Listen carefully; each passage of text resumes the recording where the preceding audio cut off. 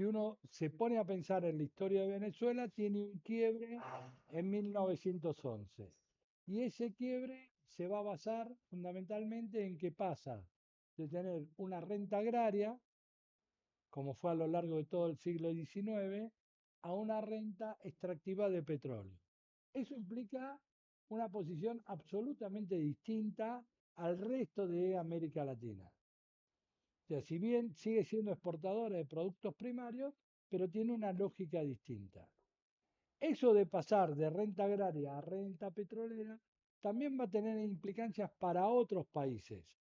Por ejemplo, si nosotros vemos lo poco que le salió o el poco costo político que tuvo para México la nacionalización de los hidrocarburos en el gobierno de Cárdenas, tiene un correlato con lo que pasa en Venezuela. O sea, los capitales norteamericanos desde la década del 10 del siglo pasado dejan México por la inestabilidad política y se van a volcar abiertamente a Venezuela. De hecho, si ustedes se ponen a pensar, la primer huelga importante que hay en Venezuela es en 1943 y era de los trabajadores del petróleo, que lo que reclamaban, miren ustedes cuál era la injerencia que tenía el imperialismo en Venezuela, que reclamaban que los trabajadores venezolanos puedan entrar al campo de petróleo. ¿Por qué? Porque eran territorios independientes dentro de la propia Venezuela. O sea, los venezolanos no entraban en su territorio. Para poder trabajar en los campos de petróleo eran todos norteamericanos o europeos. Y lo único que hacían los venezolanos era el transporte afuera del campo de la producción petrolera. Digo, eran economías de enclave, sin prácticamente eh, una, un, un, o sea, con una pérdida, mejor dicho, de soberanía del Estado Nacional sobre esos territorios. Muy parecido, si ustedes quieren, a lo que era Guatemala con United Fruit, donde los territorios de la United Fruit, el gobierno guatemalteco no tenía injerencia. En lo mismo pasaba, con el agravante que los puertos de extracción en Maracaibo, donde salía el petróleo, el puerto, Puerto Cabello, todo, había sectores que estaban privatizados, eran sectores de compañías extranjeras, donde la soberanía venezolana no se aplicaba. O sea, estamos hablando de 1943-44. La primera huelga es por eso. Entonces uno lo que tiene que ir viendo que la realidad de Venezuela es distinta en parte a la realidad latinoamericana, al resto de América Latina. ¿Por qué? Porque si bien es productora de un producto no renovable, de un recurso natural no renovable, que se emparenta, si ustedes quieren, con la producción agroganadera que tiene el resto de América Latina, es un artículo primario, o sea, sale el crudo y después no, o sea, no estaban ni uy, estoy trabado, ni las refinerías estaban en el territorio venezolano. Era simplemente la extracción de crudo. Entonces, eso por un lado. Por otro lado, lo que tenemos que aclarar es que en Venezuela, hasta el siglo XIX, era una economía muy parecida a la economía del Río de la Plata. Simplemente que ellos sacaban cacao y café. Ese era su principal núcleo exportador. A tal punto que yo les recomiendo a aquellos que les gusta hacer historia comparada, para el siglo XIX en América Latina, eh, hay un proceso que es indefectiblemente comparable, el proceso político del Río de la Plata con el proceso político venezolano. Digo, hay figuras que funcionan de la misma manera. Hay un caudillo pacificador, Rosas en el Río de la Plata, Páez en Venezuela, hay una ruptura liberal a través de lo que sería Urquiza en el caso del Río de la Plata, Guzmán Blanco en el caso de Venezuela, hay guerras fraticidas entre liberales y conservadores que se replican. Entonces, es un consejo, el día que si alguna vez les toca hacer historia comparada, busquen Venezuela y Argentina o las Provincias Unidas, la Confederación Argentina y las Provincias Unidas del Río y la República Argentina y van a ver qué se puede hacer. Eso es hasta 1800, hasta 1911. Otra cosa que hay que desmitificar realmente de la historia de Venezuela es que cuando uno analiza Chávez, van a decir, bueno, los militares estuvieron en el gobierno y no entregaron el gobierno hasta la muerte de Chávez. Eso es otra mentira. El 90% de los gobiernos venezolanos, desde la independencia hasta la llegada de Chávez al poder, fueron gobiernos militares. O sea, los presidentes, por más que hayan sido electos o no, eran militares. Entonces, Guzmán Blanco era militar, Juan Vicente Gómez era militar, eh, eran todos militares. Las principales figuras, Páez era militar, digo, las principales figuras de la política venezolana eran militares. En Venezuela lo único que hay es una diferencia que acá sería de las provincias productoras ganaderas, del litoral y provincia de Buenos Aires, con el interior. En Venezuela existe la misma diferencia. El llano contra los andinos. Eso es así. Y los que llevan adelante el proceso de unificación y el proceso de transformación en Venezuela son los andinos. O sea, todos los que van a gobernar Venezuela son los andinos. A diferencia de lo que sería en el Río de la Plata. Los hacendados no tienen el poder de poner el- el- el- la cabeza política, son los andinos, que defienden los intereses de los terratenientes, pero no hay una concordancia territorial en dónde está el poder. En el Río de la Plata el poder lo tenían los hacendados, los presidentes salían del núcleo de la provincia de Buenos Aires hasta que apareció el PAM, que uno de los acuerdos que tiene es decir, poner presidentes del interior, Avellaneda, Roca, etcétera, pero que defienden los intereses agroexportadores. Digo, eso tiene que ver con el acuerdo que hay entre el poder central y los poderes regionales para la redistribución de la renta agraria. O sea, al no tener renta agraria, lo mismo ocurre en Venezuela. Entonces, lo atípico, si ustedes quieren, en la figura de Páez, que él es llanero, no es andino. Digo, pero si no, hubo muchísimos presidentes que salían del sistema militar. Si uno se pone a pensar en el siglo XX, en el siglo pasado, Guzmán Blanco, Juan Vicente Gómez llega al poder en el 9 y está hasta el 35 que muere. Después vienen dos militares más. Después hay un golpe de Estado que van a poner a Rómulo Gallego, el trienio Adeco, pero con la ayuda de Pérez Jiménez, que es otro coronel que va a estar ahí. Después de 3 años, o sea, tenemos hasta el 45 un presidente, todos presidentes militares.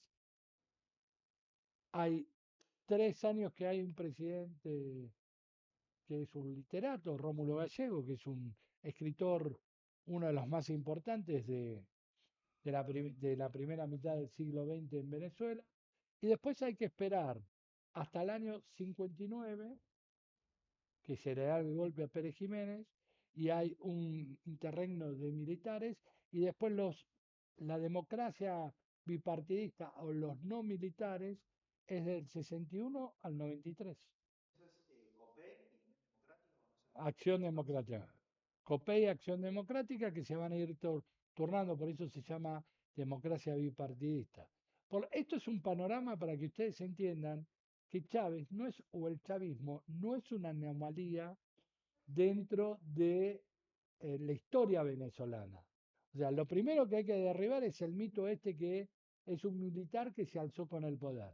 La sociedad venezolana tiene una larga tradición de presidentes militares y del poder militar. Y esto también tiene que ver para derribar otro mito. La transformación de la renta agraria en una renta petrolera no implica que va a ser la estabilidad democrática de Venezuela. Durante el año 59 en adelante, lo que decía la mayoría de los politicólogos e historiadores o analistas sociales, cuando se referían a Venezuela, que Venezuela era la Suiza argentina, latinoamericana, era la Suiza latinoamericana, perdón, y que la renta petrolera es lo que le daba la estabilidad al proceso democrático venezolano. Por eso en la década del 60, 70 y hasta 80 no hubo interrupción de ese proceso democrático. Digo, cabe hacer una salvedad. La democracia en Venezuela no funciona desde el año 60 en adelante. Digo, es el lugar donde el sistema democrático en América del Sur tiene mayor estabilidad política, no fue interrumpido por ningún tipo de golpe de Estado del 61 en adelante, lo cual también derribamos un mito. Ahora bien, lo que nosotros tenemos que pensar es, ¿la renta petrolera es lo que facilita la democracia? No, porque estamos diciendo dos cosas. Primero, que la renta petrolera se instala en Venezuela en 1911, o sea que del 11 al 40, al 59, 60 hubo dictaduras y había renta petrolera. Y eso puede decir, bueno, es un accidente, qué sé yo. Voy a otro caso. Hay muchos países que tienen renta petrolera y no son democráticos. Caso Arabia Saudita, caso Kuwait, caso todos los países del Medio Oriente no son democráticos. Por lo tanto, no es una condición sine qua non que la estabilidad política venezolana tenga que ver con la renta petrolera. Digo, son dos mitos que hay que derribar. Y el tercer mito que se instala para menospreciar a la historia de Venezuela es que los militares hacen política. Bueno, los militares en toda América del Sur, sobre todo en lo que es la región andina, donde no son la guardia pretoriana de los terratenientes, hacen política. ¿Por qué? Porque no hay partidos de masa. Digo, en donde hay partidos de masa son partidos urbanos. Y esos partidos de masa canalizan las necesidades de las clases subalternas. Al tener una renta tan específica como la renta petrolera, las masas urbanas no tienen lugar donde expresar esa dicotomía. No existe un peronismo, no existe un partido de los trabajistas como con Vargas. No hay partidos de masas urbanos. De hecho, en Venezuela los dos partidos de masa, tanto COPEI como Acción Democrático, son partidos de clase media, que sí tienen muchos afiliados, todos, pero que están relacionados con lo que es la renta petrolera. Funcionarios, burócratas estatales, funcionarios que tienen que ver con eh, la economía extractiva, que es el petróleo. No hay partidos de masa. Entonces, los que van a reflejar esas contradicciones y esa diferencia absoluta en cómo se redistribuye la renta petrolera se va a dar para dentro de las Fuerzas Armadas. ¿Y por qué dentro de las Fuerzas Armadas y especialmente en el ejército? Porque es el lugar donde se existe el ascenso social. Son países que las universidades son privadas o si bien son públicas hay que pagar. Entonces el ascenso social no está por afuera de las Fuerzas Armadas. Uno para salir de la pobreza o se dedica en Venezuela, o se dedicaba a jugar al béisbol o se hacía militar. No había otra alternativa. Entonces, esa es una lógica distinta que van a tener las Fuerzas Armadas venezolanas. Venezolanas, panameñas, colombianas, peruanas, ecuatorianas. Digo, por eso hay tanto militar que para nuestra óptica, por ejemplo, Velasco Alvarado, la revolución peruana, el peruanismo dentro de las Fuerzas Armadas, uno tendría que decir, pero ¿cómo este tipo habla de modernización, habla de mejor redistribución, todo? Bueno, esencialmente porque tienen otra lógica en la cabeza.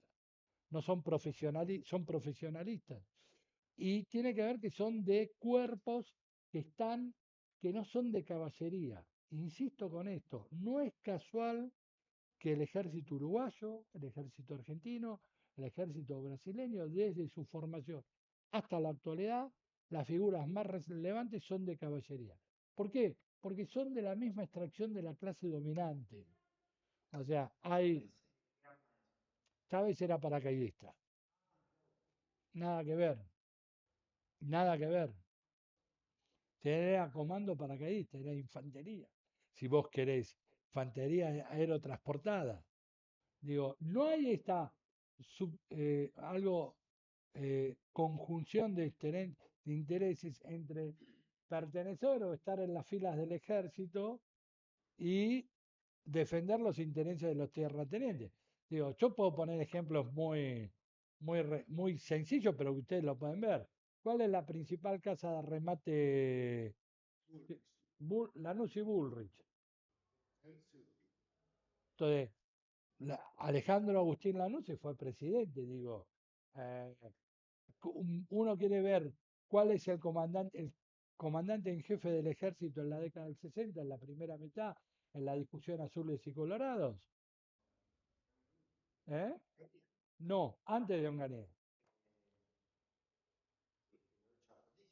Antes de. Por eso, en ese periodo, ¿quién es? Ah, Alzogaray, el hermano de Álvaro, Julio Alzogaray. Si ustedes van a la construcción en el árbol genealógico de las Fuerzas Armadas, Alzogaray hay en los distintos ejércitos provinciales, todo, desde 1808. Siempre tuvieron un tipo dentro de las Fuerzas Armadas. El tío de el Che, de la Serna y Lynch, Guevara Lynch y de la Serna, son dos familias que son militares. Las parientes de Macri son militares de toda la vida, los Blanco Villegas. Digo, es una construcción y eso se puede hacer en Uruguay o se puede hacer en Brasil. Digo, las Fuerzas Armadas o el ejército, los que conducen el ejército, tienen una relación directa con la clase dominante, son parte de la clase dominante. O sea, la clase dominante en Argentina tenían varios hijos, algunos los tenían que eran bastante vagos, lo tenían para desgravar impuestos.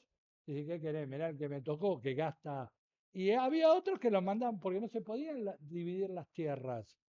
Porque la lógica es seguir teniendo esa. Entonces, uno lo mandaban a las Fuerzas Armadas, otros lo mandaban a. Digo, hay cosas que se repiten. Hay un primo que es juez, el otro primo que es, no, cura no tanto, pero pues son liberales, pero está en el ejército, otro que hace la carrera política. Por eso entran en el Poder Judicial, entran en las filas del ejército o entran a hacer la carrera política. En Venezuela es un ascenso social, o sea, los oficiales, la mayoría de los oficiales vienen de los sectores más bajos de Venezuela. Entonces, ¿esto qué marca? Que lo que no se resuelve afuera de las Fuerzas Armadas, las Fuerzas Armadas son los que van a representar esos partidos de masa. Es donde se dimire la disputa política, donde claro, es, eh, entonces, exactamente, o sea, esa vacancia se disputa adentro de las Fuerzas Armadas. Por lo tanto, por eso también esto refuerza que las Fuerzas Armadas venezolanas siempre hicieron política. No es algo por afuera de las Fuerzas Armadas. Este es el contexto general para entender por qué Venezuela. Ahora bien, ahora vamos a entrar en otro proceso que es entender esta disputa para dentro de las Fuerzas Armadas. Hay un sector de las Fuerzas Armadas que está relacionada directamente con la renta petrolera.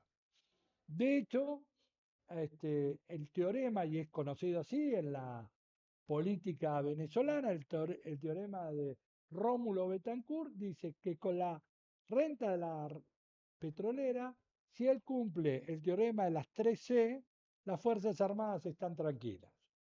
¿Cuál es el teorema de las 13? Él lo dice abiertamente, no es que es un invento nuestro. Y tiene un sesgo absolutamente machista. Carro, casa y los genitales de la mujer, en forma vulgar. Digo, pero esos son, si él satisface esas tres demandas, un sector de las Fuerzas Armadas lo va a acompañar. Es el famoso teorema de las 13. Eso lo plantea en el 45. Este, y de hecho, sectores de las Fuerzas Armadas, los que están con Pérez Jiménez, van a apoyar el golpe del 45. Por eso también hay que romper otro mito. Cuando dicen que Rómulo Betancourt es el padre de la democracia y que Acción Democrática es el padre de la democracia en Venezuela, es una mentira, porque Rómulo Betancourt fue golpista, porque los que suceden eh, a, a Pérez, a Juan Vicente Gómez es López Contreras. López Contreras es un militar relacionado con la estructura de las clases subalternas y de hecho es un militar bolivariano. Digo, esta idea de Bolívar o la figura de Bolívar es otro tema que tenemos que tener en cuenta porque en la historia de Venezuela Bolívar se lo utilizó tanto de derecha como de centro como de izquierda. Todos se reclaman bolivarianos. Lo que le da cierta legitimidad dentro de las Fuerzas Armadas es la figura de Simón Bolívar. No es algo distinto de lo que pasa en Argentina, porque en la Argentina los militares, ya sea progresistas, peronistas o fascistas, todos dicen que son herederos de San Martín. Y la mayoría no tienen idea de lo que hizo San Martín. Pero no importa, ellos se dicen somos sanmartinianos.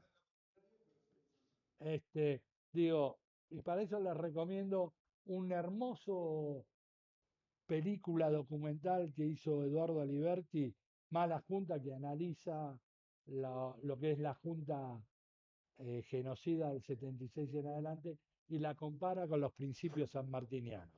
Digo, es maravilloso. Eso lo hizo en los 80. Está en internet, hay que buscarla, pero es tal vez una de las cosas. ¿Eh? Creo que no. Habría que buscarlo para. Mala junta. Mala junta. En el Instagram les dije que hicieran un reel, pero es algo interesantísimo para ver. Entonces, eso se los digo al pasar, o sea, en el estribo para que incentivarlos a que vean algo. Entonces, eh, la apelación a Bolívar también es muy recurrente dentro de las Fuerzas Armadas. Claro, pero es utilizar, todos hablan. Pero López Contreras sí era bolivariano, porque él tenía la idea bolivariana de unidad latinoamericana, de darle cabida a las clases. Por eso le hacen el golpe, porque empieza a discutir la renta petrolera. Entonces, los sectores de Acción Democrática y de parte del ejército hacen un golpe en el 45. Ese golpe se llama el trienio Adeco. Hay una diferencia real entre esa idea bolivariana de López Contreras y algunos sectores del ejército venezolano, que más que estar una idea bolivariana de unidad latinoamericana con un sesgo más inclinado a lo que podía ser la discusión contra el imperialismo norteamericano, es un sesgo mucho más arraigado en el catolicismo venezolano. Es un nacionalismo, un híbrido, porque tampoco podemos decir que es el nacionalismo reaccionario de la extrema derecha católica argentina, de los irasustos, todo, pero tampoco se acercaba a ese antiimperialismo martiano, si ustedes quieren. Tenía ahí algunas cosas inconclusas. Ahora, ¿qué es lo que va a pasar dentro de las Fuerzas Armadas y dentro de la izquierda? Porque piensen ustedes también que tanto Acción Democrática como COPEI, y acá vuelve a tener injerencia la reforma universitaria, son partidos políticos que se crearon a partir de lo que se llama el levantamiento estudiantil de 1928.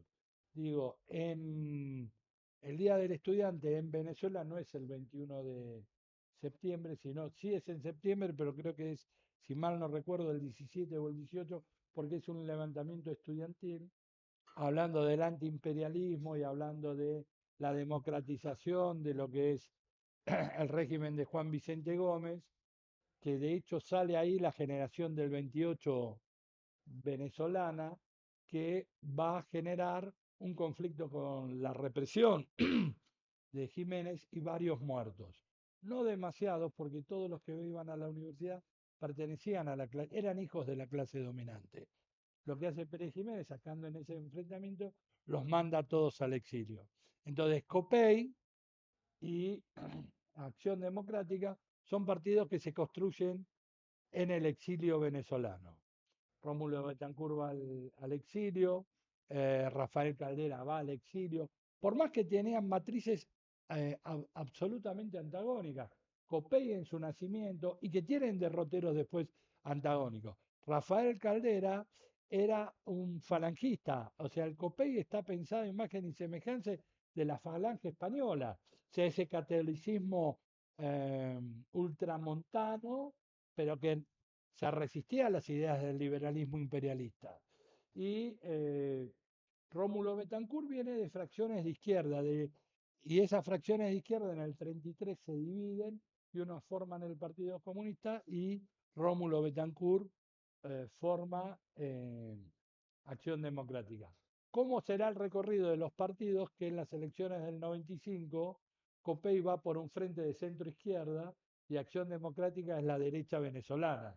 Digo, ¿cómo se invirtieron en un derrotero de casi 50 años, 60 años, los roles? Aquellos que empezaron haciendo falangistas terminan siendo representantes de la centroizquierda y es el que le da el indulto a Chávez, el último gobierno de Rafael Caldera, y el que destituye a Carlos Andrés Pérez, el representante del COPEI. Digo, esos también son recorridos que se van.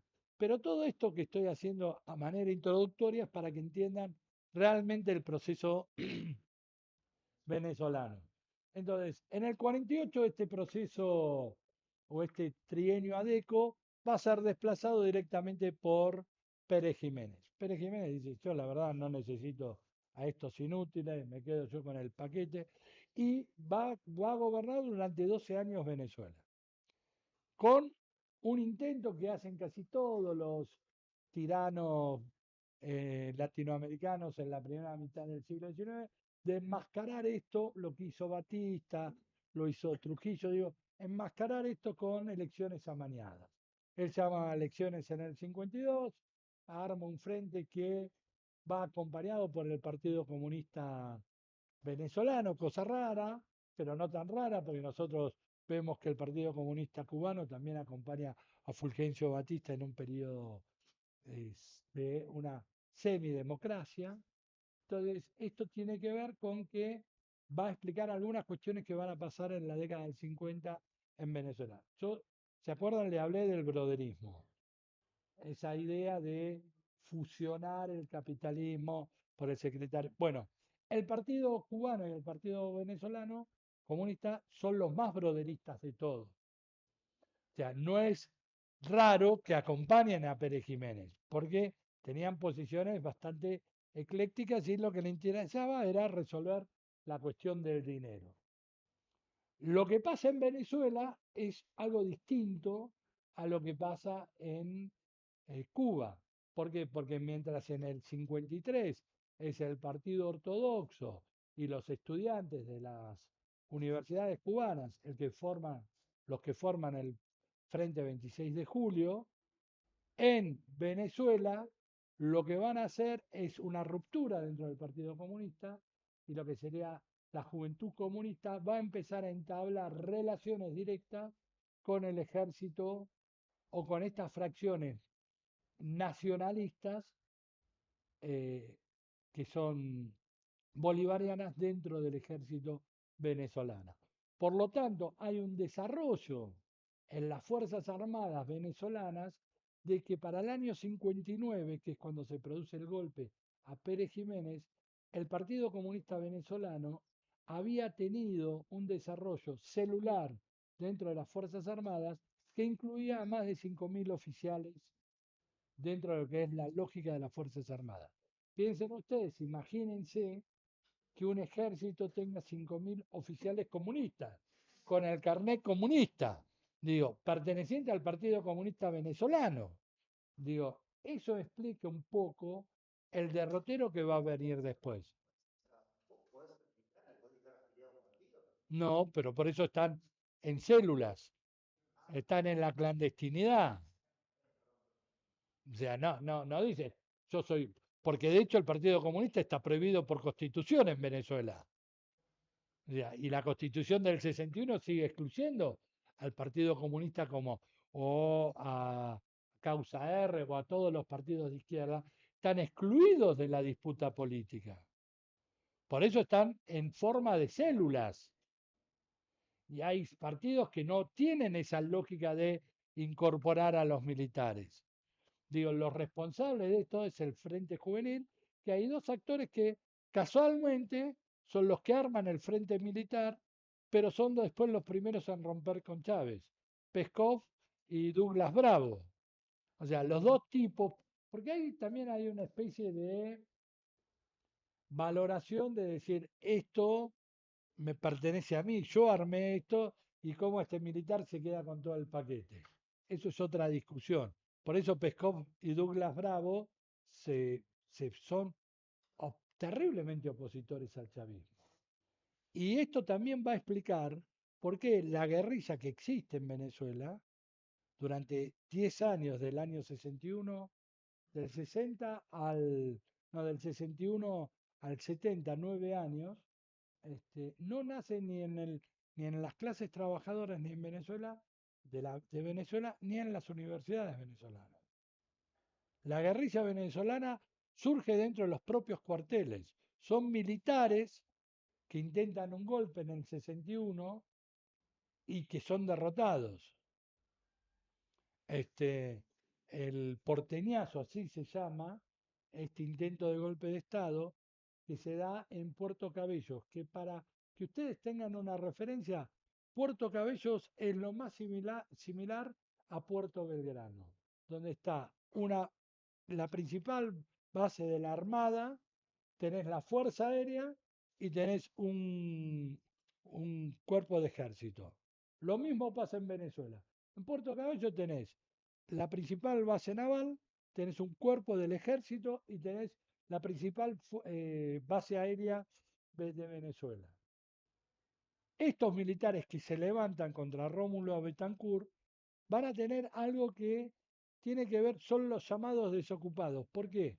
Porque en el año 59, los que ponen la sangre, los que ponen la ruptura, los que proponen la ruptura de la dictadura de Pérez Jiménez son estos militares. Y estos militares son excluidos. Y lo que se va a armar en el 59 es el tratado de punto fijo, el pacto de punto fijo.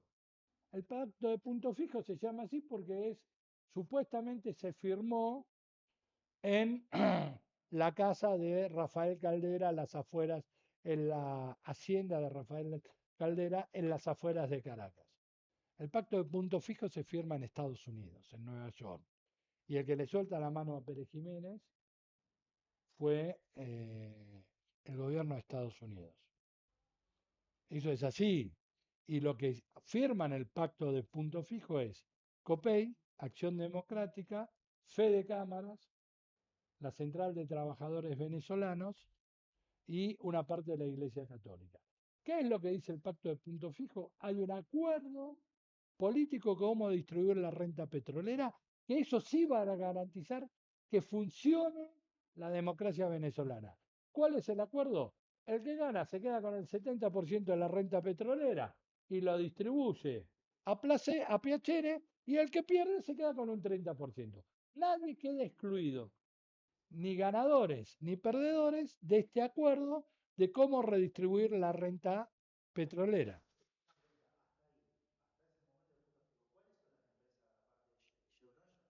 Están todas. Porque PDVSA surge en los 70, no está. Entonces, lo que estamos viendo es cómo se redistribuye la renta petrolera. Lo que le da estabilidad a, a la democracia venezolana es que hay un acuerdo entre los actores de esa democracia que gane quien gane, no va a excluir al otro, que no ocurre en el resto de América del Sur. Cuando ganan los sectores más conservadores o más de centro derecha, excluyen a una parte del establishment político. Cuando ganan los otros, pasa lo mismo. Entonces, la disputa de la renta petrolera siempre va a estar encausada. Acá, como son dos partidos que tienen un antagonismo tan fuerte que es cómo redistribuir la renta agraria, o se la das a las clases subalternas para que se calmen un poco, y después son los mismos gobiernos los que desandan lo que hicieron, o directamente te tienen que meter un golpe de Estado porque ningún partido de masa se va a bancar ir contra los intereses de la clase subalterna porque sabe que pierden votos. De hecho, si ustedes analizan las últimas elecciones, el periodo de la redemocratización en Argentina del 83 en adelante, van a ver cómo los partidos de masa como partidos van perdiendo fuerza y se tienen que pasar a frentes políticos donde es una melange política mucho más ecléctica y donde se juntan otros intereses. El radicalismo la última vez que gana solo es en el 83 con Alfonsín. Después, cuando vuelve al gobierno, es con la alianza, suma un montón de... Y eso es lo que lo lleva a las contradicciones, porque no está garantizado cómo se reparte la renta agraria. Y hay una aparición de los partidos de masa o de los componentes de los votantes de esos partidos que es muy importante. Lo mismo pasa con el peronismo. El peronismo, la última vez que se presenta con candidatos puros peronistas en el 83. Después Menem hace una alianza y habla de la revolución productiva. Sí tienen que apelar al discurso de los viejos partidos de masa, pero lo que van a estar es de acuerdo con el consenso de Washington y las políticas neoliberales. Por eso hay un descreimiento en la política en Brasil, en Uruguay, en Argentina, porque los partidos de masa dejaron de representar los intereses de los votantes. Se rompió el acuerdo o el pacto político que había entre esos votantes y los representantes de esos partidos. Digo, hoy ustedes ven a la Unión Cívica Radical, que fue un partido de masa a principios del siglo XX, hoy está reducido a un 2%. Muy parecido a lo que tiene COPEI y Acción Democrática. Acción Democrática y COPEI del 2000 para acá, entre los dos no llegan al 2%. Y por eso la oposición al chavismo son engendros que salen de ONG bancada por Estados Unidos. O sea, Machado, todo este pedrigue de lumpen políticos salen de ONG bancadas por Uribe, el expresidente de Colombia, que tiene una logia de extrema derecha, y Estados Unidos. El dinero viene de ahí. Y son fanáticos. O sea, son tipos que, eh, ¿cómo se llama el que estaba antes de Machado? ¿Eh? Guaidó. Guaidó es un tipo que en el 2002 participa en el golpe de Estado, entra a la embajada, rompiendo la soberanía de la embajada, de la soberanía de Cuba, entra a la embajada cubana, le apunta y le gatilla un revólver, una pistola, al embajador cubano. No pasó nada porque se le trabó el coso, pero era un escándalo internacional. Y Guaidó viene de una ONG, Viva la Democracia, Trabajemos para la Democracia, todos esos nombres fantoches que le ponen a las ONG, que es otra forma de invasión que tiene el imperialismo en América del Sur. Digo, las ONG son mascarones de proa de la reacción norteamericana. Digo, Estados Unidos hoy en lo legal juega con dos elementos funcionales y fundacionales para esta nueva etapa de la expresión imperialista. El avance de las sectas neopentecostales o post-pentecostales y las ONG. Digo, Amnistía Internacional es fantástica, se preocupa por los derechos humanos en Uganda y no en Estados Unidos, no en Palestina. No vi una sola carta en estos 3 años del genocidio que está haciendo Israel sobre el pueblo palestino. ¿Ustedes vieron alguna declamación de Amnistía Internacional? Bueno, hay alguna. Amnistía Internacional dice que los derechos humanos son violentados en la República Federativa Rusa, que no se respetan los derechos humanos en Ucrania, que no se respetan los derechos humanos en Cuba. Ahora, lo que pasa en Palestina, ole, digo, eso también hay que tenerlo en cuenta, porque esto es también lo que a nosotros nos afecta. Digo, pongo Palestina porque es un caso, Netanyahu tiene que estar preso. Digo, la Corte Internacional de la Haya, los únicos militares, ellos pueden capturar serbios, croatas, pueden capturar lo que quieran. Los dos únicos ejércitos que no responden a la carátula de genocidio es el ejército israelí y el ejército de Estados Unidos, porque ellos dicen que para ellos eso no entra en discusión. Ahora lo quieren meter preso a Raúl Castro, un pobre anciano de 95 años, este, porque derribó a 2 aviones espías. Eso es estar contra los derechos humanos en Cuba. Ese es el delito. Cuando uno analiza ese episodio, Raúl Castro, como jefe de la FARC, envió 7 comunicados para decir que se dejen de joder con enviar aviones espías, que lo van a tomar como un gesto hostil o de guerra. Los tiraron abajo, es algo que ocurrió en la década del 80 y hoy lo sacan de la galera del bastón para decir es un genocida. Vamos, no jodamos. Digo, hay cosas que ya estamos grandes para que nos la vendan. Bien, entonces lo que nosotros vamos a ver que hay esa tensión en el ejército es el brote embrionario de lo que va a ser el chavismo. ¿Por qué? Porque estos militares que intentan hacer el golpe en el 61, y de hecho es un conflicto que la mayoría de la historiografía no lo trata, pero son 15 días de una revuelta muy sangrienta. En el porteñazo hay más de 2.000 militares de los dos bandos muertos. O sea, hay aviones de la Fuerza Aérea de un lado y del otro que pelean en el cielo de Caracas. O sea, no estamos hablando, se derriban aviones entre ellos, es casi un conato de guerra civil. Entonces, estos militares que van a hacer el porteñazo van a ser los que van a pasar a la lucha armada. Pero estábamos hablando que había una masa crítica de militares que no entran o no salen a la superficie con el intento de golpe de Estado, sino que quedan encapsulados dentro de las Fuerzas Armadas. Y van a ser los que van a empezar a discutir un cambio de plan de estudio dentro de las Fuerzas Armadas en la década del 60. Ese cambio de plan de estudio, por casualidad, se llama Andrés Bello. ¿Quién fue Andrés Bello? Uno de los intelectuales que acompañó a Bolívar durante todo el proceso de lucha independentista y al final del gobierno de Bolívar va a ser el primer embajador que va a tener Simón Bolívar en Europa y en Estados Unidos. Digo, ahí ya hay una matriz de reivindicación de la figura de Bolívar que va a estar dentro de las Fuerzas Armadas.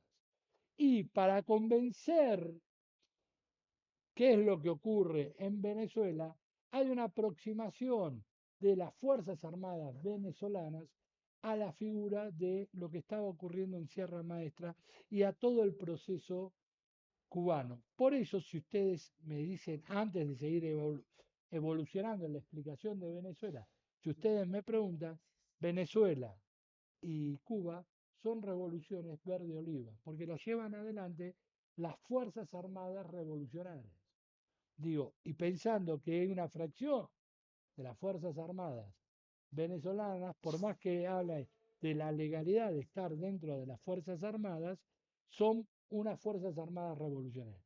A tal punto los invito a que busquen el discurso que va a dar Fidel en el 58 en Caracas, porque es invitado por Pérez Jiménez a ver si controla las Fuerzas Armadas o a este sector levantisco de las Fuerzas Armadas, cuando Fidel en Caracas, en ese discurso, él habla que las Fuerzas Armadas no son enemigos del pueblo. Digo, hay sectores del ejército batistiano, que es lo que estaba ocurriendo en el oriente cubano, que se están pasando a las filas del 26 de julio.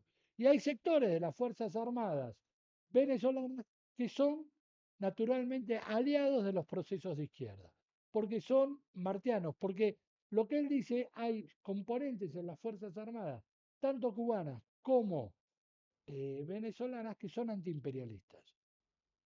Entonces, el primero que fusiona esa idea que es disruptiva para pensar las Fuerzas Armadas desde el cono sur es Fidel, que dice, che, paren que acá tenemos unos aliados que podemos incorporar.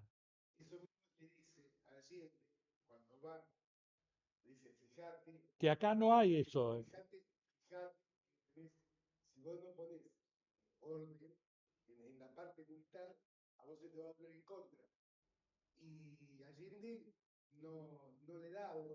¿Por qué? Porque él considera que Allende cuando discute hay una tradición supuestamente de que las Fuerzas Armadas chilenas son fuerzas democráticas o que tienen un respeto hacia la democracia. Y lo que le plantea Fidel en el 70 es decir, mirá que esto no es Cuba, no es Venezuela. Lo que lo confunde a Allende es que el militar que le dice, no, no, vos proponeme y lo desplazamos y te ponemos y yo no, mi honor es mi honor, Prats. Prat. Entonces, eh, para mí, ahí sufre un, no sé si sufre inocencia o de engaño, No, no, yo creo que convencimiento y dice, no, me van a apoyar. Yo creo que el gran problema, que eso lo hemos planteado siempre, el gran problema que tiene Salvador es que pertenece al juego político previo a la conformación de la Unidad Popular. Por eso hay tanta tensión para adentro. Él es un demócrata sincero, Sí, sí, pues, está inocente. pero no es inocente porque él se crió, fue senador, o sea, él se crió dentro de lo que es El el marco sistema político. en el marco político. Y lo que uno plantea para que haya un proceso revolucionario real es que tienen que ser todos actores que estén por afuera del establishment político. Y si nosotros vemos lo que pasa en Cuba, lo que pasa en Nicaragua o lo que pasa en Venezuela, son actores que estuvieron por afuera. Todo enemigo. ¿Entienden? O sea, ese es el pecado original que tiene, para mí, el pecado de a ultranza que tiene Salvador es pensar que la democracia o creer en esos generales que le decían que la democracia era un bien a defender. Pero en esa se equivoca tres veces.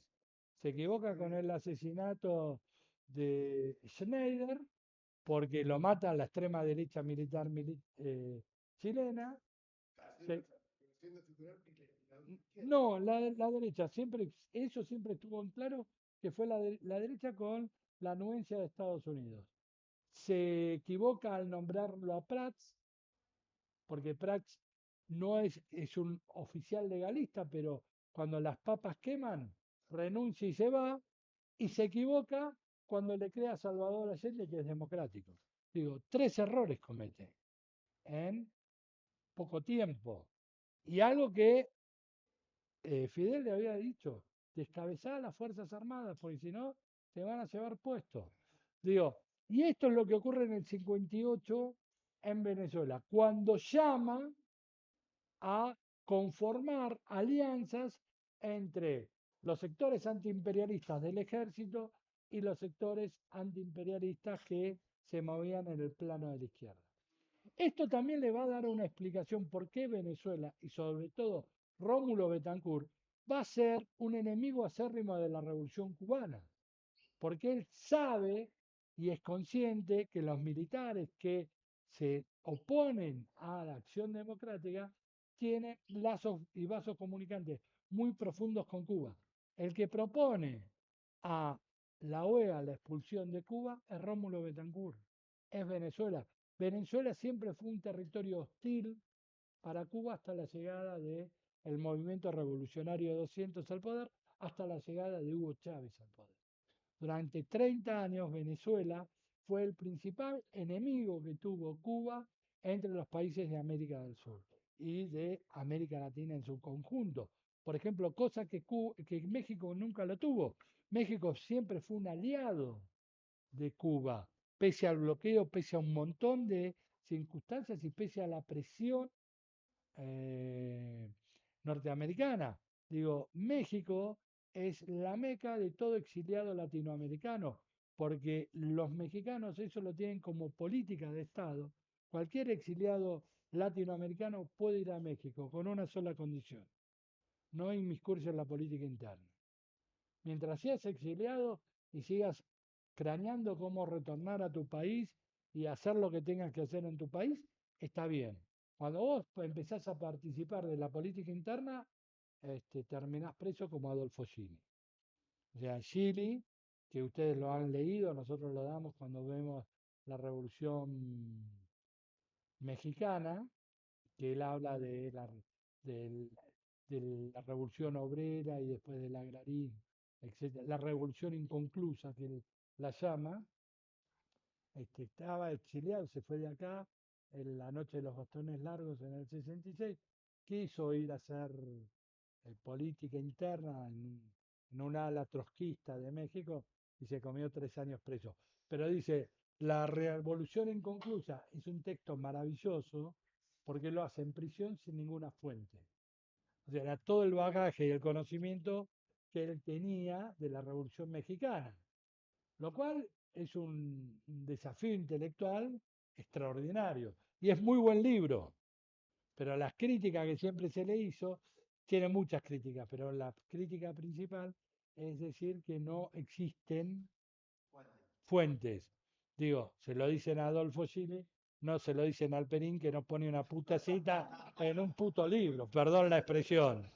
Digo, y que tiene esos párrafos de 15 carillas, que vos decís, ¿de qué está hablando este buen cristiano? Digo, en algún momento lo que vale para uno no vale para otro. Digo, yo les invito a que me muestren en toda la producción historiográfica, si encuentran más de 10 citas en Alperín, les pago una cena. Digo, en realidad tiene un solo libro, bueno, Revolución y Guerra. No, no. Una nación para el desierto argentino es la introducción, lo voy a aclarar porque no es un libro, es la introducción que él hace para Biblioteca Ayacucho para liberar los documentos. Biblioteca Ayacucho es una editorial venezolana que se dedica a compilar fuentes. Hoy por hoy debe tener 60 tomos. En Una nación para el derecho, para el desierto argentino, en la introducción de las fuentes del proceso argentino de 1850 a 1865, que es la construcción de eh, la Confederación Argentina y la República Argentina. Ahí todas las fuentes están ahí. Entonces, él lo que le pide es hacerme una introducción. Lo que hace el viejo pícaro, después lo saca como libro, le agrega un par de cosas y es un libro. Pero es eso, digo, está ahí, hay, hay libros que son maravillosos, por ejemplo, están los escritos de eh, eh, el formador de Bolívar, ¿cómo se llama? Miranda. Los escritos de Miranda, donde Miranda, para que vean, y esto tiene que ver con algo que de la teología de la liberación, Miranda le ofrece al Foreign Office una lista de 1500 jesuitas, lo cual es exagerado, pero son 1500 jesuitas que pueden ayudar a producir la ruptura del pacto colonial. Entonces el Foreign Office va a ver al general de la Compañía de Jesús para que se sumen al proyecto emancipador impuesto o el intento que quiere hacer Gran Bretaña a través de Miranda y algunos otros agentes que van a acompañar el proceso de ruptura del pacto colonial. Y el jefe, que es el general de la Compañía de Jesús de ese momento, le dice, nosotros no vamos a liberarnos de una tiranía para apoyar a otra tiranía. Entonces nosotros con nosotros no cuenten. Y por eso también le tiene tanto encono. Le digo, si no me creen, está en la página 73, 74, donde está la lista de los jesuitas en las memorias o en los documentos de Miranda. Y está escrito por él. Por eso los liberales le tienen como Sarmiento le tienen tanto encono a la Compañía de Jesús y en los discursos de propaganda que yo siempre les digo de la guerra de la Triple Alianza, Sarmiento dice, convoca a destruir la última república jesuítica que hay en América Latina, que es el Paraguay. Porque según él, la civilización no había llegado al Paraguay porque seguía teniendo una estructura económica que viene de los jesuitas. Lo que criticaban, y esto es al margen para que en Argentina no digan más que es una guerra, que porque Paraguay era una dictadura de López, etcétera, etcétera. Es una guerra de tres países gobernados por terratenientes a un país que no tiene terratenientes. Punto. Porque lo que existía ahí era una sociedad que en el campo los campesinos la conocen como mediera. Uno pone la tierra y pone las semillas y todo lo que se necesita para producir y el campesino pone el trabajo. Se descuentan los gastos y después van mitad cada uno. Por eso se dice mediero. Entonces, ¿entre quién era? Entre el Estado paraguayo y eh, los campesinos libres. Por eso cuando dicen los paraguayos pelearon hasta la última instancia. Absolutamente, porque preferían ser campesinos libres y medieros y no peones de estancia de estos cabrones. O sea, es eso lo que tiene la discusión. O sea, peleaban por su independencia, no peleaban porque López era un tirano. Estaba en juego su independencia. Era ser un mediero o ser peón rural de un tipo que era un delincuente. Y más o menos, si bien eran libres, pero tenían el pionaje por deuda, tenían los almacenes de raya, y dijo, era toda una composición. Por eso los paraguayos pelean hasta donde pelean. Ya. ¿Eh? Exactamente por la... No, por su libertad. O sea, por ser gente libre. Por eso todo el interior de la República Argentina está en favor del gobierno de Paraguay. Ustedes busquen, a usted que le gusta la historia y buscar cosas, busquen las cartas de los reclutadores, lo que le piden, primero le piden que le paguen. Y segundo, le piden que le manden los grilletes porque si no, no podían mandar a los soldados a pelear a la guerra del Paraguay. Porque iban con grilletes, iban encadenados, porque se les sublevaba. Y ya les conté, la fiebre amarilla es para castigar a Corrientes y a todo el litoral que estaba a favor del Paraguay. Porque eran vecinos y estaban. No, porque aparte peleaban por su libertad, eran gente independiente. ¿Por qué López Jordán, que era pariente de Urquiza, porque lo llaman traidor a la causa federal? ¿Por qué traiciona? Uno puede tener muchas conclusiones, o puede decir que se institucionalizó Urquiza. Yo lo que les voy a decir que fue el responsable del abastecimiento de las fuerzas del ejército de la Triple Alianza, tanto uruguaya, argentina como brasileña. Cuando dicen el Palacio San José, todo, la hizo con la guerra del Paraguay, no joda. Digo, ¿eh? Es el primer lugar que tiene agua corriente. Este, ¿de qué estamos hablando? Digo, bueno, más allá de esto, volvamos a Venezuela. Entonces usted, no, ahora llegamos. No, no, ¿qué hora es? 9:10. Pongo, pero hasta ahora, sí, los estoy aburriendo tanto. Digo, dale, tomá, tomá, tomá. No, no, tomá, tomá. Pero tomá, si no, tomá. No, ahora lo. Tomá, dale. Bueno, sí, eh, lo único que tengo. Estoy- no, estoy azorado porque mis hijas no me bolsiquearon. Porque es raro, siempre tengo algo, digo, metí las manos y digo, tengo plata, ¿qué pasa? Digo, puede ser que llueva, porque hoy la traje a la facultad. Raro que no pasó por el pantalón y dijo, no es que me bolsiquea". Después me dice, te saqué 10, te saqué 5". Digo, sí, está bien, avísame por lo menos antes, no después. Pues yo me creo que la tengo y bien. Entonces, lo que nosotros vamos a ver durante toda la década del 60 y 70, las Fuerzas Armadas comprometidas con esta evolución del pensamiento bolivariano en dos actitudes antagónicas, si se quiere. Una, en, en el proceso de lucha armada y otro en reformar los planes de estudio.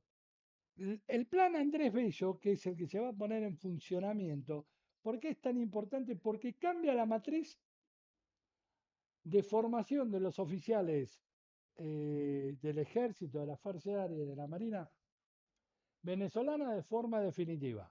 Para que ustedes lo entiendan, subsumen a los planes de estudio a la figura de lo que hoy sería el CIN, el Centro Interuniversitario Nacional. Ellos tienen una matriz parecida, entonces todos los planes de estudio tienen que pasar por el CIN en todos los tienen que pasar por el Consejo Interuniversitario Venezolano. No se llama así, digo, se me fue el nombre. Y esto le va a dar que la primer promoción de este nuevo plan Andrés Bello es un tal Hugo Chávez Frías, un, eh, y todos los componentes de lo que es Diosdado Cabello, todos los que llegaron al poder con Chávez. Eso por un lado. Por otro lado, dinamiza para adentro a las Fuerzas Armadas, porque uno para pasar de, eh, para empezar a escalar en los títulos de oficiales, tiene que hacer en forma paralela una carrera universitaria. Entonces, nosotros vamos a ver que la mayoría de los oficiales de las Fuerzas Armadas venezolanas o son ingenieros o son historiadores, sociólogos. O sea, van haciendo su carrera de oficial de la mano de su carrera universitaria. Y eso los lleva a ir a las universidades, los lleva a ir a las universidades. Y ahí se potencia y se radicaliza mucho más el pensamiento del antiimperialismo. Piensen ustedes que en la década del 70, que es Venezuela junto con México, es el lugar donde van a ir todos los exiliados latinoamericanos. Yo les digo, en la Escuela Superior de Guerra, muchísimas gracias, Flor, en la Escuela Superior de Guerra de Venezuela hay tres profesores, un historiador, un sociólogo eh, y otro historiador. Son tres historiadores, dos historiadores y un sociólogo. Algunos se quedaron a vivir ahí, pero que acá los corrió la 3A. Alberto Pla, que es el, el mayor exponente de la historiografía materialista histórica trotskista, este, Chili, parecido al de México, que es un sociólogo eh, gramsciano que todavía vive en Venezuela y es chavista, y el otro fue Alberto Rivas, que acá los corrió porque la mujer era del PRTR. Digo, esos son los que dan clase, claro, el que nos formó a nosotros.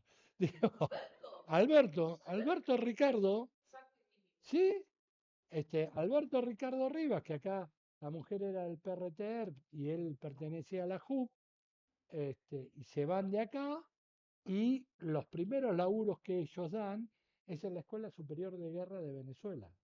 Diga, lo que hay es todos los exiliados. Digo, los principios. Sí, Alberto. Y se fue del 75, porque él lo corre en las 3A, al 83. Vuelve a fines del 82, principio del 83.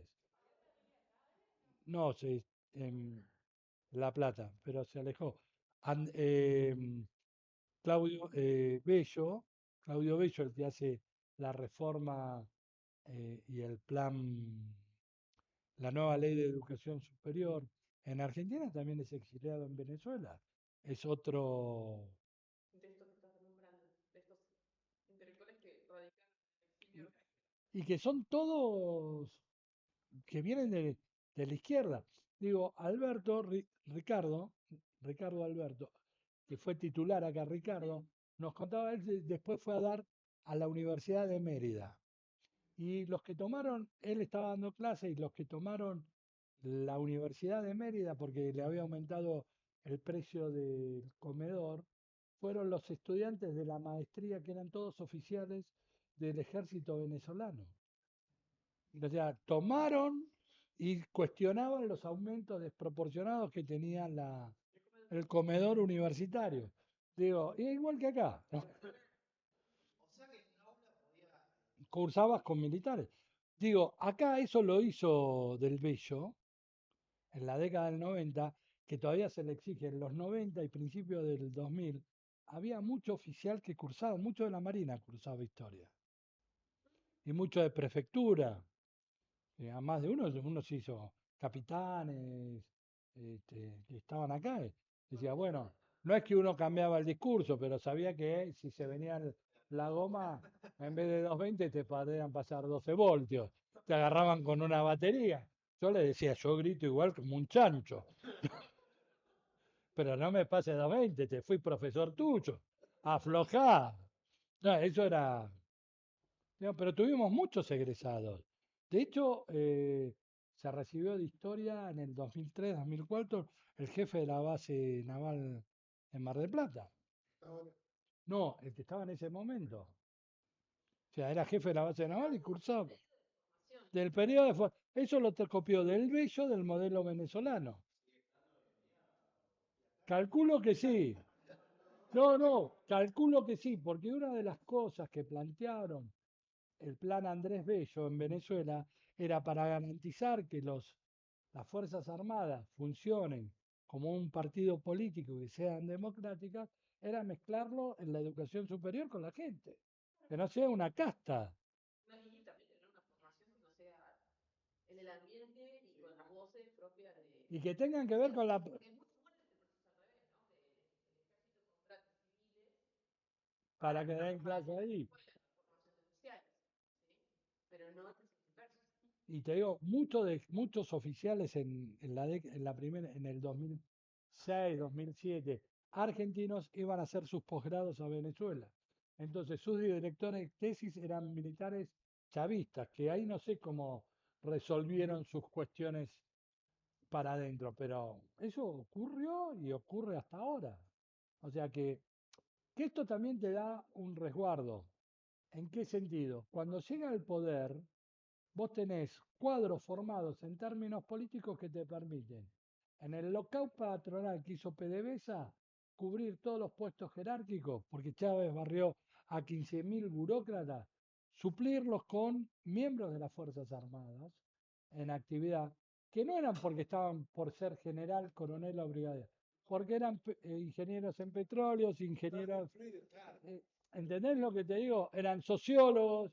Cuando vos tenés la composición de la reforma, el Congreso Constituyente, el 75% de los diputados constituyentes son oficiales en actividad o retirados que tienen título universitario. No es que la universidad te dé algo, pero fueron formados en ciencias políticas, en sociología, en historia, tienen otro recorrido en su formación que no es tan endogámico,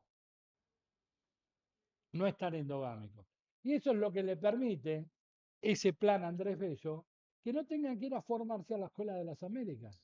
Porque ellos lo que dicen, ¿para qué me voy a mandar oficiales a la Escuela de las Américas si yo te los estoy formando acá?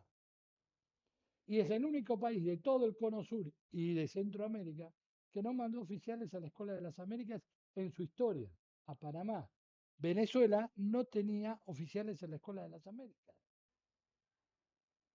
Y son oficiales, y hay una anécdota que siempre la contaba porque Rivas estaba ahí cuando se genera la amnistía a los militares que entraron, que eso lo hizo Rafael Caldera, este, cuando se genera la amnistía en el 71, 71 el jefe de la Fuerza Aérea Venezolana manda a Yugoslavia un Hércules C-30, 130, no C-30, C-130, a buscar a sus dos hermanos y la familia porque estaban en la lucha armada del otro lado. Por eso tampoco el ejército venezolano practica el terrorismo de Estado, porque eran hermanos contra hermanos o primos contra, digo, era la misma logia familiar la que estaba de un lado y del otro. Los que aplican el terrorismo de Estado es la policía en Venezuela, no son las Fuerzas Armadas. Los que reprimen en el Caracazo no son las Fuerzas Armadas. Y no hay una cantidad de muertos mayor en el Caracazo porque se niegan a salir a reprimir las Fuerzas Armadas. O sea, Chávez, el primer arresto que tiene las Fuerzas Armadas es porque él siendo teniente se niega a reprimir a la gente en el Caracazo. Estaba era comandante de tropa de una compañía, un batallón, de un pelotón de paracaidistas y él se niega a reprimir.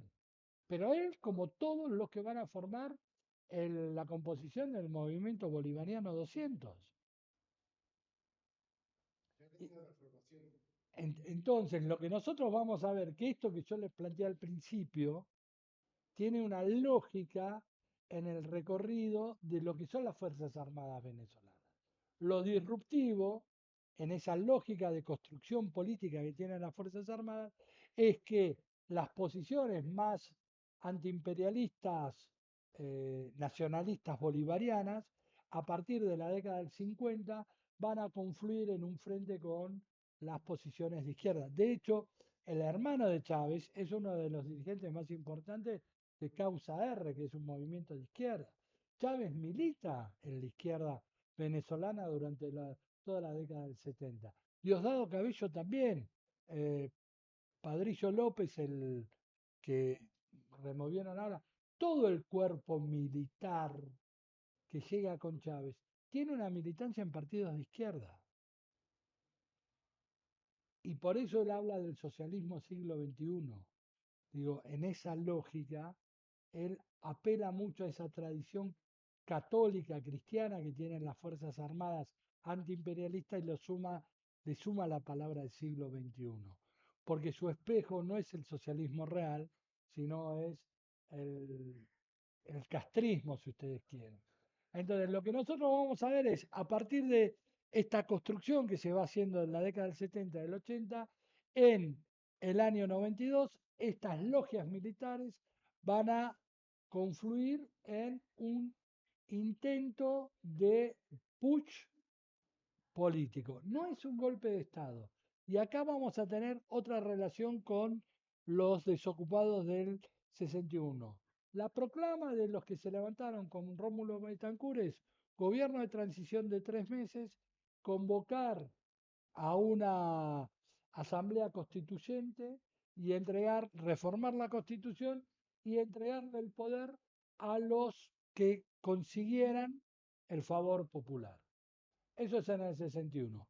En el 92, los militares que se levantan contra Pérez Jiménez contra Carlos Andrés Pérez gobierno de transición de 3 meses, convocar a un Congreso Constituyente y en esos 3 meses tener una nueva constitución y entregarle el poder a los que el pueblo les otorgue el favor del voto.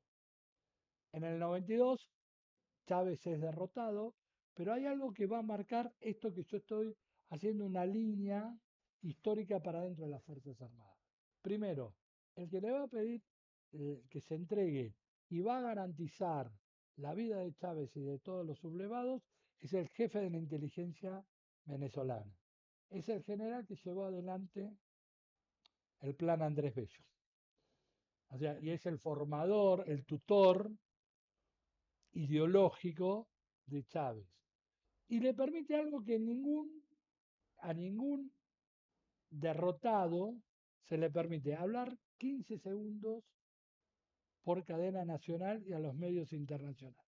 Y es cuando Chávez sale y dice, nos derrotaron por ahora. por ahora. Eso no lo puede, nadie lo puede decir. Hay una complicidad de estos sectores del ejército que fueron construyendo la realidad política de lo que va a ser el movimiento revolucionario 200, bolivariano 200. Chávez está 3 años preso en el 95 cuando Carlos Andrés Pérez es derrocado, es el primer presidente, después va a haber una sucesión, pero es derrocado por corrupto y es llevado preso por corrupto. Este, triunfa Rafael Caldera, que yo dije que del falangismo pasa a un frente de centro izquierda y es el que le da el indulto a Chávez. A partir de ahí Chávez empieza a construir su carrera junto con el movimiento revolucionario 200 a su candidatura a presidente, que compite con una ex Miss Mundo venezolana. O sea, estaba tan en decadencia los partidos políticos tradicionales, COPEI como Acción Democrática, que va una ex Miss Mundo como candidata a presidente de Venezuela. No sé si sabía mucho, pero era linda.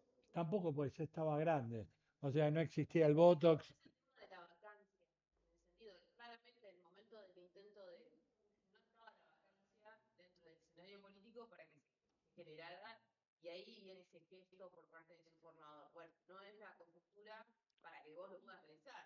Después pasan esos 3 años y no Empieza, competiste.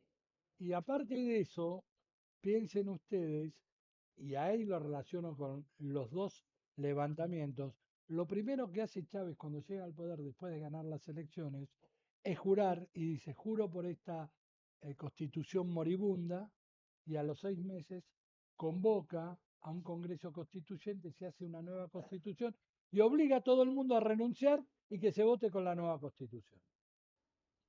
Chávez renuncia y va a elecciones en el 2000 y gana con la nueva constitución. Es la que genera los poderes populares, esa constitución. Es la que organiza el poder popular. La que organiza el poder popular, la que le da una Entonces ahí autoridad. estaría redefiniendo los términos de la democracia Claro, directa. una democracia directa. Digo, no solo, a ver, somete la justicia, para que ustedes se den cuenta de lo que es la Constitución venezolana, somete los fallos de la Corte Suprema de Justicia en casos de delito de lesa humanidad a la Corte Internacional del Haya. Digo, un tipo como Videla, Viola, Astiz o todos los genocidas de acá, si hubiesen sido juzgados o hubiese estado en función la nueva constitución venezolana en Argentina, estaban siendo todos extraditados a ser condenados por la Corte Suprema de Justicia de la Haya. Digo, piensen ustedes, no en porque acá se discutía que estaba entregando la soberanía nacional. Nunca la entregó. Lo que dijo es, someto los delitos de lesa humanidad a la Corte Suprema de la Haya. O sea, Chávez, el dictador, lo hace, los demócratas norteamericanos y los demócratas del Estado de Israel desconocen a la Corte Internacional de la Haya. Digo, para saber qué hablamos de cuando hablamos de dictadores y qué hablamos cuando hablamos de demócratas, ¿no?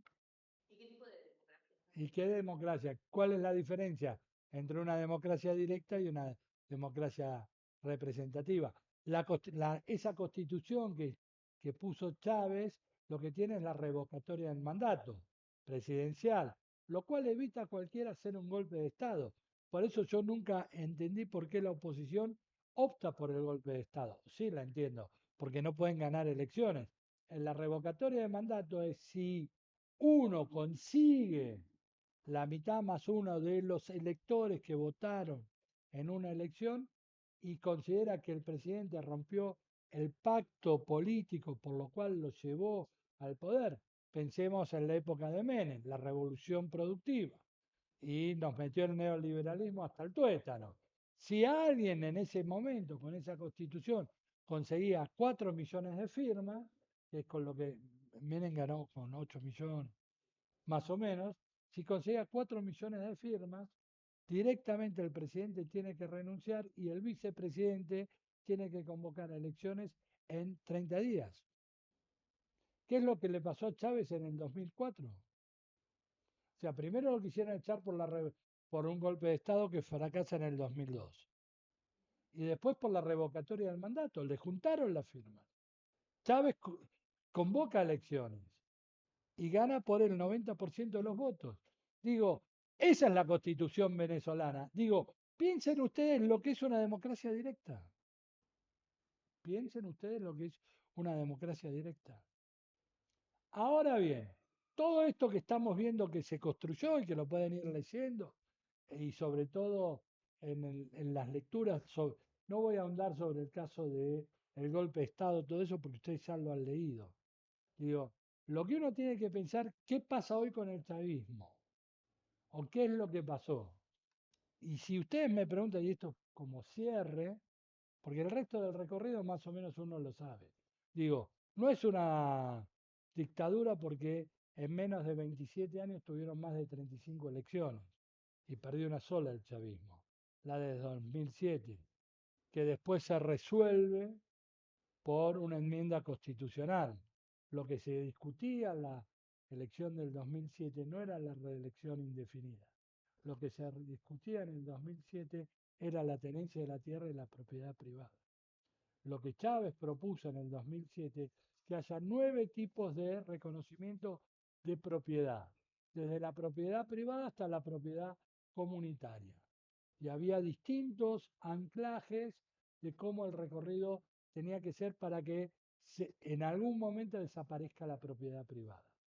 Eso lo extrajo de dos economistas chilenos que trabajaron en la Unidad Popular y que fueron exiliados en Venezuela y que se quedaron trabajando con el chavismo de manera continua desde el 72, 73 en adelante. Todo eso, uno lo que tiene que entender ahora es qué es lo que pasa con Venezuela hoy. A mí me parece que hay dos cuestiones. La idea antiimperialista en Venezuela no caló tan profundamente en otros sectores de la sociedad como si lo tiene Cuba, que ese es el reaseguro de Cuba, por un lado. Por otro lado, la cantidad de exiliados venezolanos invadieron toda América del Sur, hablando de la tiranía de Chávez y una fuerte crítica por parte de la prensa y de Estados Unidos. O sea, una vez le puede pasar Cuba, dos veces no. Y todos los exiliados, para que se entienda, son tipos que no son de las clases populares venezolanas. Son todos tipos profesionales, son todos universitarios. Entonces, estamos hablando de la clase media, media alta, que fue perjudicada por las reformas económicas que impuso el chavismo. Eso por otro lado. Y el tercer gran fracaso que tuvo la revolución bolivariana es que no pudo sustituir, como sí lo hizo Cuba, la renta petrolera. Y eso lo condiciona. Entonces, el imperialismo lo que va a buscar dentro de la estructura venezolana es garantizarse el petróleo. Y algunos sectores del chavismo y de las Fuerzas Armadas negociaron con Estados Unidos para que no se modifique el status quo político y que Estados Unidos pueda volver a tener injerencia en lo que es la renta petrolera. ¿Eh? O sea, esta idea de la renta petrolera como un vector a la hora de definición de las diferentes formas políticas de Al Venezuela. acuerdo de pacto punto fijo, si quieren, es eso. Y vos arrancaste la clase, no, dijiste lo que nos gusta hacer historia comparada, no el caso nacional. Lo mismo pasó con la renta sojera en Argentina. Y el precio internacional, en este caso el petróleo, no fue aumentando. No porque, En el 2011, ¿sabes? 13 se termina. Está bien, pero no por una cuestión, porque los que se hicieron sojeros son los mismos que antes fueron. O sea, en el proceso económico argentino vos tenés los terratenientes que en algún momento se funden con los industriales y empiezan a ser industrias agroexportadoras, si querés. Entonces, son los mismos tipos que van modificando. Lo que van a cambiar es la estructura productiva, no la tenencia de la tierra. Pueden ser ganaderos o pueden ser sojeros. Pero no pero no cambia la matriz. O sea, cambia la producción, no la matriz. Sigue siendo una renta agraria. Acá no, Venezuela no puede modificar la matriz, no puede generar una producción que sea diferente, una obtención de la renta a nivel estatal que sea diferente de este estilo que O estamos sea, viendo. lo que lo favorece lo condena. Lo que en algún momento durante el siglo XX le dio estabilidad, a diferencia, como pasa en el 30, a diferencia del resto de los países de América Latina, no le permite diversificar su estructura productiva. Y lo que le dio la estabilidad, y aparte lo que le dio la estabilidad económica a Chávez para hacer todas las reformas económicas es la renta petrolera, porque cuando Chávez llega al poder el petróleo está a $8 el barril. Cuando Chávez se muere está en $135. O sea, las misiones fueron todas financiadas, lo que se llaman las misiones, Sí, fueron todas financiadas con el petróleo. con el petróleo. El pago al FMI de Lula y de Néstor fue pagado con la renta del petróleo venezolano. Son empréstitos que le da Venezuela a Brasil y a Coso. ¿Sabes que ayer, perdón, Mm. un dato de color, ayer estuve mirando el juicio en vivo de la causa Poder. El primer testigo de lo algo atrás fue la baña. Vos Mm. podés hizo este mismo comentario que hace la fiscalía querella por dónde lo llevaron. Terminaron hablando de ya. Pero es así porque uno lo que tiene que saber que ese pago de 15.000 millones que Néstor hizo fue un empréstito de Venezuela, si no estaba la guita para pagarla. O sea, estamos hablando por el... Pero, a ver, estamos hablando de que también lo hizo Lula, porque lo que quería hacer Venezuela, si ustedes se piensan que vieron que en un momento estaba PDVSA dando vuelta por Argentina y por Brasil. Lo que quería hacer era oleoductos para no traer el petróleo venezolano por barco, oleoductos de Venezuela a Brasil y Argentina. Por eso la primera avanzada es de las terminales PDVSA.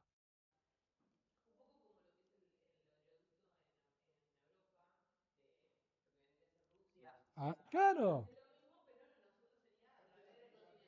Era una alianza fuerte De norte a sur. de los a ver, y fuerte. si quieren otro dato de color que involucra a este gobierno, hay un enojo muy grande con la salida del gendarme que estaba preso en Venezuela. El que saca al gendarme, vía Chiquitapia, era el abogado de PDVSA en Argentina, que ahora sigue siendo abogado de PDVSA. Entonces, por eso lo sacan y por eso en ese entonces ministra Patricia Bullrich no lo quiere recibir, viene aunque hay toda una tirante y que viene en el avión de la AFA, etcétera, etcétera, porque el que lo saca es el abogado argentino de PDVSA. O sea, para que, digo, este es un dato de color que no mueve lo que estamos hablando, pero de eso estamos hablando. Digo, ahí había una alianza y nosotros lo vimos cuando reconstruimos el 2005. O sea, nosotros en las entrevistas, si ustedes entran en las entrevistas, hay un acuerdo ideológico, político entre Venezuela y Cuba, y son los que organizan el tren del Alba. Claro, pero ahí nosotros vemos. Entonces, lo que uno está viendo ahora es cómo vuelve a ser el petróleo la variable de sostener a un gobierno o no. ¿Y por qué lo sacan a Maduro? Porque Maduro se negaba a cortarle el petróleo a Cuba. ¿Cómo está? O sea, Cuba reemplazó porque esto es todo muy dinámico y no es casual. En enero me garantizo el petróleo de Venezuela, en marzo, febrero, finales de febrero, principio de marzo ataco Irán. Porque el objetivo de Estados Unidos es China. Y ahora volvemos a ¿Y cuál es la respuesta de China? Ah, sí, vos vas contra Irán, yo te pongo las centrales solares en Cuba, entonces no hay más apagón. Entonces van y vienen. Porque es la pelea entre el BRICS contra Estados Unidos, viejo, es así. Y es la pelea que tiene China con Estados Unidos por el canal que se está haciendo en Nicaragua. Si vos derrocás, o sea, ¿realmente a ustedes les parece que les importa Cuba como... Si Cuba no tuviera esta posición estratégica de... simbólica y estratégica. Estratégica de frenar a los barcos que van para el nuevo canal lo simbólico de la resistencia al imperialista de Estados Unidos. ¿Le importa algo Cuba? Hoy por hoy no tiene otro valor que ese. O sea, derrotar una de las banderas del humanismo y frenar esta cuestión de el acceso libre a el nuevo canal. Es lo único que lo único que se discute acá es eso. En esta idea lo vimos con Guatemala cuando trabajamos con Guatemala. El tema de los espacios que están íntimamente relacionados con la circulación de bienes. Si Estados Unidos no logra tener un reciclaje de control sobre esos espacios geográficos, no está teniendo, digamos, en esta tradición del derecho del destino manifiesto y estas siglo y pico de dominio respecto del hemisferio, no está teniendo el control sobre qué es lo que está circulando y con quién están haciendo negocio. Y por otro lado, ustedes vean lo siguiente. Primero, Maduro está preso y no existe el cartel Los Soles. A él lo llevaron por narcotraficante. Se cayó esa causa Y se cayó esa causa, entonces no hay causa que haya justificado la extradición. Y segundo, y esto también es algo sintomático, Machado no se sienta en la mesa política. Le importa tres bledos la democracia de Estados Unidos. Si era el argumento que Venezuela no era democrático, está Rodríguez, que es la vicepresidenta, y se va a llamar a elecciones en los tiempos que estipula la Constitución, y todas las encuestas dicen que gana el chavismo. Entonces esto también tiene una moraleja, no sean tan genuflexos ni obsecuentes ni regalen el premio Nobel de la Paz, porque igual no te sirve de nada. Digo, Corina Machado, por más genuflexa que sea, no la sientan en la mesa, ni la van a sentar, porque ellos lo que necesita para que esto funcione, el control social, y el control social lo sigue teniendo el chavismo. Entonces no podés ir a Venezuela a hacer políticas neoliberales. Te pueden decir, sí, comparte el petróleo, veamos cómo vamos y vamos, pero los que garantizan la estabilidad de la renta petrolera hoy es el chavismo. Hay que ver también en este proceso de nuevo redefinición del legado de Chávez, cuánto se traiciona ese imaginario a nivel social respecto del legado y la Es que hay un momento ahí en que vos podés vivir del legado un tiempo hasta que lo quebrás. Hasta que lo pones tan en contradicción que la sociedad civil te dice, está todo bien, hiciste eso hace 20, 30 años, pero ahora estás haciendo otra cosa. lo que uno tiene, lo que uno va presupone o vislumbra que en las próximas elecciones lo que va a ir partido es el chavismo. ¿Y esto cuándo sería? El año que, a fin de año o el año que viene. ¿Qué 2027 vamos a tener? Este, ¿qué 2026 que estás teniendo? Bolivia en llamas, Chile en llamas. ¿Eh? Desde enero para acá estás en Venezuela en llamas. Digo, no, no parás, no parás. La amenaza permanente con Cuba. Ayer en Argentina, en Rosario, se agarraron los movimientos sociales con la policía, hicieron retroceder a la policía a piedrazos. Digo, estás parado en un volcán.